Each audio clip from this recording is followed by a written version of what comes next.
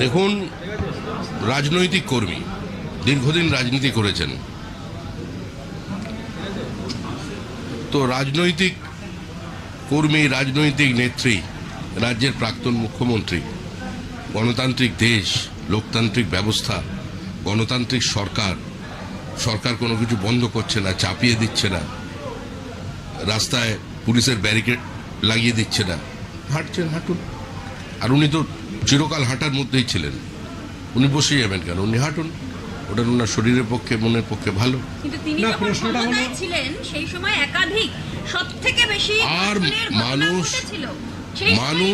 ওনার মুখে দেখা যায়নি, উনি প্রতিবাদ দেখা যায়নি বলেই তো মানুষ তাকে প্রত্যাখ্যান করেছে। দোর্দণ্ড প্রতাপ সিপিআইএম, লৌহ কঠিন সংগঠন, উপচে পড়া ব্রিগেডের পরেও 2011 সালে মানুষ তার উপরে আস্থা রেখে তাকে ক্ষমতায় নিয়ে এসেছিলেন। কিন্তু মানুষ এর যে বিশ্বাস, সেই বিশ্বাসের সঙ্গে তৃণমূল কংগ্রেস প্রতারণা করেছে। তৃণমূল কংগ্রেস এমন একটা শাসন তৈরি করে দিয়েছিল পশ্চিমবঙ্গে, যেটা ভারতবর্ষের অন্যান্য ঘটনায় নজিরবিহীন। আমরা যেগুলোকে জঙ্গলরাজ বলতাম, সেই বিহার, উত্তরপ্রদেশকে অতীতে যখন বুদ্ধদেব বাবুর কাছে কোনো ঘটনা তুলে ধরা হতো, তিনি ড্রয়ার থেকে কাগজ বের করে তুলনা করতেন যে বিহার, উত্তরপ্রদেশের অবস্থা দেখুন আর আমাদের অবস্থা দেখুন। তো আজকে সেই বিহার, উত্তরপ্রদেশের রাজনৈতিক সংস্কৃতি বদলে গেছে, কিন্তু তৃণমূল এখানে বদলাতে দেয়নি। সুতরাং এই ঘটনাগুলো মানুষ দেখেছে। ঔদ্ধত্য, অহংকার, তোষণের কোনো জায়গা গণতান্ত্রিক ব্যবস্থায় নেই। মানুষ তৃণমূলকে প্রত্যাখ্যান করেছে। তৃণমূল সরকার শুধু চলে যায়নি, তৃণমূল নির্মূল হয়ে গেছে। এখন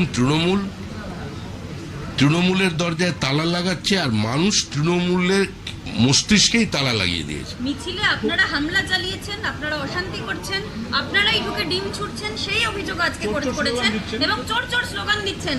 তৃণমূল নেত্রী এই অভিযোগ করছেন আজকে।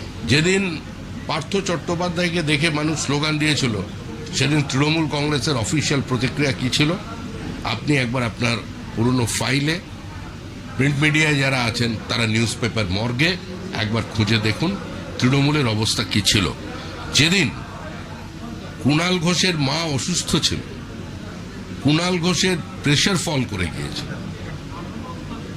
যেদিন কুণাল ঘোষ কার্যত মৃত্যু মুখে পতিত ছিল, সেদিন কুণাল ঘোষের আত্মচিৎকার, তার কাতর আকুতি কিভাবে পুলিশ বাজেয়াপ্ত করেছিল বিকৃত আওয়াজ করে, টেবিল বাজিয়ে, সেটা পশ্চিমবঙ্গের মানুষ দেখেছে। এবং কুণাল ঘোষের অসুস্থতা নিয়ে মুখ্যমন্ত্রীর কি বিবৃতি ছিল সেদিনের মুখ্যমন্ত্রী বিধানসভার মধ্যে, সেটাও বিধানসভার রেকর্ডে আছে।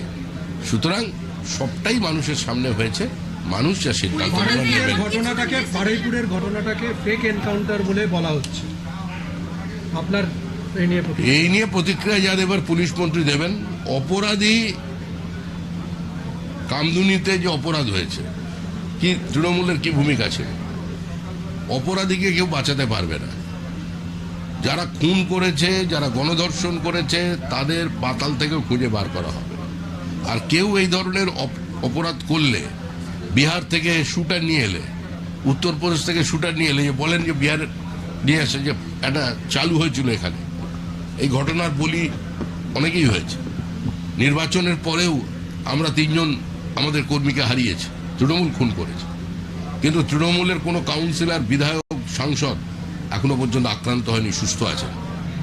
আমরা চাইলে পরিস্থিতি অন্যরকম হতে পারত, এবং চাইলে যখন তখন পরিস্থিতি অন্যরকম হতে করে দেওয়া যেতে পারে, সেটা মানুষও বোঝে, তৃণমূলও বোঝে। কিন্তু আমরা সে পথে হাঁটিনি। ওই পথটা কোন সুস্থ রাজনীতির পথ নয়। কিন্তু অপরাধীদের স্থান হয় জেলের ভেতরে, আর না হলে আকাশের উপরে। সমিতা, এর ঘটনার পরেও বেশ কিছু সাংবাদিক, সংবাদ মাধ্যমের প্রতিনিধি, বেশ কিছু অন্য দলের নেতা, তাদের কল রেকর্ড, তাদের কিছু এভিডেন্স পুলিশের হাতে এসছে, যারা বারুইপুর ঘটনাকে অন্যভাবে ছড়ানোর চেষ্টা করেছিলেন। ল অ্যান্ড অর্ডার সিচুয়েশন তার জন্য খারাপ হয়েছিল, এবং বেশ কিছু তথ্য প্রমাণাদি রয়েছে যারা উস্কানি দিয়েছিলেন, এবং তাতে সরকারি সম্পত্তিও ধ্বংস হয়েছে। এতে যা কিছু ব্যবস্থা নেবার আমাদের রাজ্যের যিনি স্বরাষ্ট্রমন্ত্রী আছে নেবে, প্রশাসন আছে নেবে। আমি দলের কথা বলতে পারি, সরকারের কথা নয়। কিভাবে সরকার এটাকে নিয়ন্ত্রণ করবে, কিভাবে অপরাধীদের শাস্তি দেবে, সরকারি সম্পত্তি যারা ধ্বংস করেছে তাদের বিরুদ্ধে কি ব্যবস্থা নেওয়া হবে সেটা সম্পূর্ণ পশ্চিমবঙ্গ রাজ্য সরকারের প্রশাসন নেবে। আমরা দলগতভাবে এই ধরনের রাজনীতিকে ঘৃণা করি। আমরা এই ধরনের রাজনৈতিক সংস্কৃতির বাইরে পশ্চিমবঙ্গ বার করে আনতে চাই। অন্য পলিটিক্যাল পার্টির লিডার এবং বেশ কিছু মিডিয়া পার্সন দেখুন- তাদের তো কল রেকর্ড পাওয়া গিয়েছে। দেখুন, কনস্পিরেসি যারা করেছিল দীর্ঘদিন ধরে তাদের মানুষ সরিয়ে দিয়েছে। অবশিষ্ট দু চারটে ছিটে ফোটা তো থাকবেই, সম্পূর্ণ তো সাফ করা যাবে না। তো তৃণমূলই আছে, কেউ মনে করছেন, কেউ মনে করছেন নির্মূল হয়ে গেছে, কেউ ভিতরে ভিতরে যোগাযোগ চালাচ্ছেন। তো এগুলো চলবে, এগুলো চলবে। কিছু লোকেরও থাকে, সরকার যতটা পারার করবে, কিন্তু টিম ছোঁড়া, গোবর ছোঁড়া এগুলো পার্টির কর্মসূচি নয়, এগুলো আমরা চাই না। তৃণমূলকে ডিম মারলে আমরা কি করতে পারি? আমাদের কিছু করার নেই। এখানে সব জায়গায় তো পুলিশ নেই। হিউম্যান পুলিশ রেশিও কত? তো প্রত্যেকটা তৃণমূল পাড়া একটা করে পুলিশ লাগতে হবে। তৃণমূল পাড়া পড়ে গেলে এখন কিছু নেই। দর্দণ্ড প্রতাপ নেতারা বাড়ি থেকে বেরিয়ে তো সমস্যার সমাধানটা করতে পারেন, কেউ বেরোচ্ছেন না। আমরা তো বলেছি ভয়ের কিসে, বেরো। পঞ্চায়েত অফিসে রাতারাতি তালা লাগিয়ে দিল, মানে ভোট গণনা শেষ হয়নি, মমতা বন্দ্যোপাধ্যায়ের ছবি খুলে নিল। যারা চা জল দেওয়া ছাড়া কোনো কিছু করতে পারতো না, তারা মমতা ব্যানার্জির নেতৃত্বে কাউন্সিলর, পঞ্চায়েত প্রধান হয়ে গিয়েছিল। সেই মমতা বন্দ্যোপাধ্যায়কে বিকেল 4টে পর্যন্ত হৃদমাজারে রাখতে পারলেন। দেখলেন তো অবস্থা। শ্যামাপ্রসাদের মূর্তি, সুভাষ বোসের মূর্তি 10 বছর অন্ধকার ঘরে পড়ে থাকলো, বললো এখানে মূর্তি লাগালে গুলি করে দেবো, এই স্পেস সার্কেলের পাশে। এখন যারা বলেছিল গুলি করে দেবো, সে এখন ভেতরে।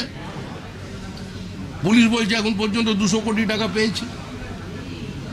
এরাই তো সমাজের মাথা ছিল, বড় বড় কাট আউট লাগতো, এদের হাসি মুখের ছবি, এদের জন্মদিনের শুভেচ্ছা। হ্যাঁ, চাইতে তো পারি, চাওয়ার তো কোনো এ নেই। আমিও তো চাই যে আমি আরো 6 ইঞ্চি লম্বা হতে, কিন্তু তা বলে কি হবো? আমি যেরকম আছি সেরকমই থাকবো।